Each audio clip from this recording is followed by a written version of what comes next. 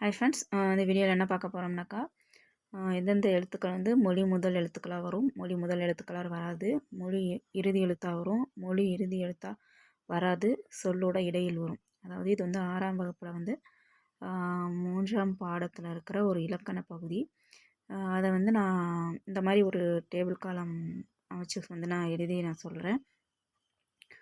அதில் வந்து 4 எழுத்துக்கள் கொடுத்துருப்பாங்க. அதாவது மொத்தம் தமிழ் எழுத்துக்களாக ஆயுதம், உயிர், மெய், உயிர்மெய். ஆயுதம் வந்து நம்ம பின்னாடி வச்சுப்போம். நான் இங்கே எழுதுறதுக்கு ஈஸியாகிறதுக்காக ஃபஸ்ட்டில் கொடுத்துருப்பேன்.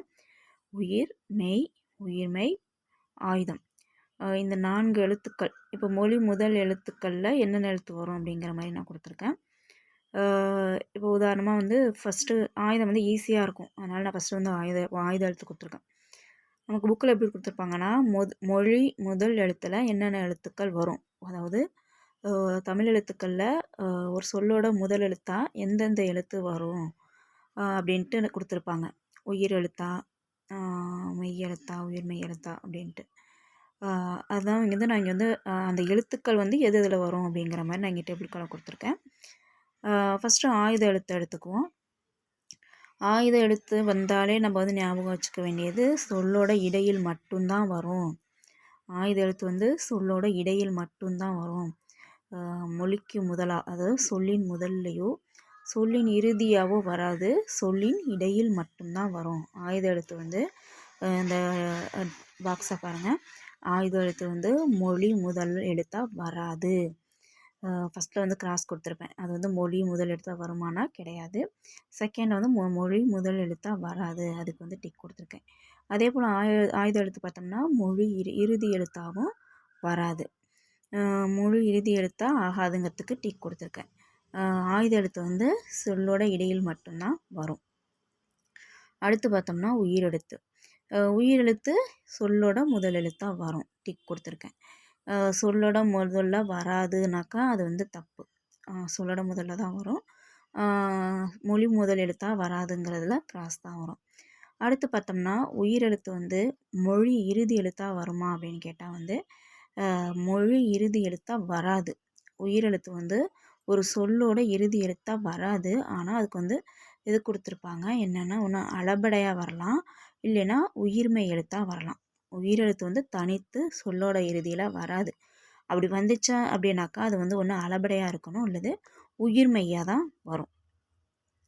அது வந்து மொழி இறுதி எழுத்தாக வருதா அப்படிங்கிறதுக்கு. அதுவே வந்து மொழி இறுதி எழுத்தாக ஆகாததுங்கிறதுல வந்து கண்டிப்பாக வந்து உயிரெழுத்து வந்து சொல்லோட இறுதியில் வராது. ஒன்று எப்படி அது எப்படி வரும்னாக்கா ஒன்று அளபடையாக வரும், இன்னொன்று உயிர்மெய்யாக வரும்.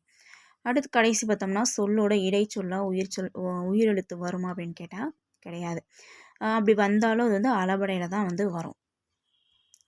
அடுத்து தேர்டு என்னென்னு பார்த்தோம்னா மெய்யெழுத்து.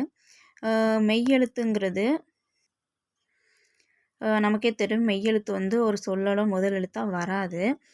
மொழி முதல் எழுத்தாக வராததுக்கு டிக்கு. மொழி முதல் எழுத்தாக வருமானு கேட்டால் அது வந்து கிடையாது, கிராஸு. மொழி முதல் எழுத்தாக வராததுக்கு டிக்கு. மொழி இறுதி எழுத்தாக வருமா அப்படின்னு கேட்டால் மெய்யெழுத்து வந்து கண்டிப்பாக வந்து மொழி இறுதி எழுத்தாக தான் வரும். அதுலேயும் வந்து கண்டிஷன் கொடுத்துருக்காங்க, ஒரு 11 எழுத்து தான் வரும் அப்படிங்கிற மாதிரி. அதை நான் ரவுண்ட் பண்ணி காமிச்சிருக்கேன் பாருங்கள். ஞ, ந, ந, ம, ந, யர, ல, வ, ல. இந்த 11 எழுத்து தான் வந்து ஒரு சொல்லோட இறுதி எழுத்தாக வரும். அதே போல் சொல்லோட இறுதி எழுத்தாக வராததுக்கும் எழுத்துக்கள் இருக்குது. என்னென்னு பார்த்தோம்னா இந்த 7 எழுத்து காசா, டாத்தா, பாரா. மெய்யெழுத்து வந்து மொழியோட இறுதி எழுத்தாகவும் வரும், மொழிக்கு இறுதி எழுத்து வராமலும் இருக்கும். இறுதி எழுத்தாக வரக்கூடிய எழுத்துக்கள் வந்து 11. மொழி இறுதி எழுத்தாக வராத எழுத்துக்கள் வந்து 7. அதே போல் மெய்யெழுத்துக்கள் வந்து சொல்லோட இடையிலும் வரும், அதுக்கும் டிக்கு. அடுத்து கடைசி பார்த்தோம்னா உயிர்மெய் எழுத்துக்கள். உயிர்மெய் எழுத்துக்கள் எடுத்துக்கிட்டோம்னாக்கா மொழி முதல் எழுத்துக்களாக வர்றதுக்கும் வாய்ப்பு இருக்குது, மொழி முதல் வராததுக்கும் வாய்ப்பு இருக்குது.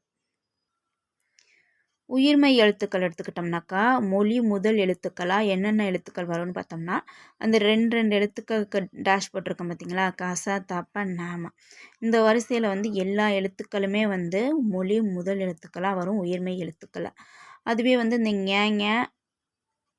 இந்த ஏவ ஒரு கோடு போட்டிருக்கல்ல, இந்த ஞ யாவ இந்த இந்த எழுத்துக்களில் ஒரு சில எழுத்துக்கள் வந்து மொழி முதல் எழுத்துக்களாக வரத்துக்கு வாய்ப்பு இருக்குது. அதுவே வந்து உயிரெழுத்துக்கள் வந்து மொழி முதல் எழுத்துக்களாக வராத அப்படின்னு கேட்டோம்னா ஆமாம் வராது. அந்த மொழி முதல் எழுத்துக்களாக வராதது எழுத்துக்களும் இருக்குது உயிர்மெய் எழுத்தில். என்னென்னு பார்த்தோம்னா டன ரன ரல ழ ல இந்த 8 எழுத்துக்கள். எப்படி உயிர்மெய் எழுத்தில் மொழி முதல் எழுத்துக்களாக எப்படி வந்து இந்த காசா தாப்பா நாம இந்த எழுத்துக்கள் வருதோ, அந்த ஞ ஏவ இந்த எழுத்துக்களில் ஒரு சில எழுத்துக்கள் வந்து மொழி முதல் எழுத்துக்களாக வரும். அதே போல் மொழி முதல் எழுத்துக்களால் வராத எழுத்துக்களும் உண்டு.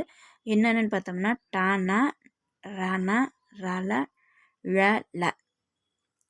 அடுத்து வந்து உயிர்மெய் எழுத்துக்கள் வந்து மொழி இறுதி எழுத்துக்களாக வரும். கண்டிப்பாக நமக்கே தெரியும் உயிர்மெய் எழுத்துக்கள் வந்து மொழி இறுதி எழுத்துக்களாக கண்டிப்பாக மொழி இறுதி எழுத்துக்களாக வரும். அதே போல் மொழி இறுதி எழுத்துக்கு வராத எழுத்துக்களும் உண்டு. மொழி இறுதி எழுத்துக்கு எல்லாமே வருமா அந்த உயிர்மெய் எழுத்தில்? மொழி இறுதி எழுத்தாக எல்லா எழுத்துக்களுமே வருமா அப்படின்னு கேட்டால் கிடையாது. மொழி இறுதி ஆகாத எழுத்துக்களும் இருக்குது. என்னென்னு பார்த்தோம்னா இந்த எகர வரிசை இருக்குல்ல, கே சே இந்த எகர வரிசை இருக்குல்ல, அந்த எகர வரிசை ஃபுல்லாகவே வந்து வராது அப்படின்னு சொல்லியிருக்காங்க. அதே போல் இந்த ஞகர வரிசை எடுத்துக்கிட்டோம்னாக்கா இந்த வரிசை எடுத்துக்கிட்டோம்னாக்கா அந்த வரிசை ஃபுல்லுமே வந்து சொல்லோட இறுதி எழுத்தாக வராது அப்படின்னு சொல்லியிருக்காங்க. அடுத்து ஒகர வரிசையில் எடுத்துக்கிட்டோம்னா அந்த நோங்கிற சொல்லை தவிர மற்ற எல்லா எழுத்துக்குமே வந்து சொல்லோட இறுதியில் வராது அப்படின்னு சொல்லியிருக்காங்க. நோங்கிறது ஓரெழுத்து ஒரு மொழி, அதுக்கு வந்து துன்பம்ங்கிற பொருள் இருக்குது. ஏங்கிற வரிசை, ஞ வரிசை, ஓ வரிசை, இந்த ஓ வரிசையில் நோங்கிற எழுத்தை தவிர மித்த எந்த எழுத்துமே வந்து சொல்லோட இறுதியில் வராது. உயிர்மெய் எழுத்தில் சொல்லோட இறுதியில் வராது. அடுத்து உயிர்மெய் எழுத்து வந்து சொல்லோட இடையில் வருமா அப்படின்னு கேட்டால் கண்டிப்பாக வரும். சொல்லோட இறுதியில் வந்து உயிர்மெய் எழுத்து வரும். இந்த வீடியோ உங்களுக்கு கண்டிப்பாக யூஸ்ஃபுல்லாக இருக்கும்னு நினைக்கிறேன். யூஸ்ஃபுல்லாக இருந்துச்சுன்னா கண்டிப்பாக வந்து லைக் பண்ணுங்கள், மற்றவங்களுக்கு ஷேர் பண்ணுங்கள். டிஎன்பிஎஸ்சி பற்றின நோட்ஸ் உங்களுக்கு வேணும்னாக்கா கண்டிப்பாக வந்து சேனலில் மெம்பர் ஆகுங்க. தேங்க்யூ.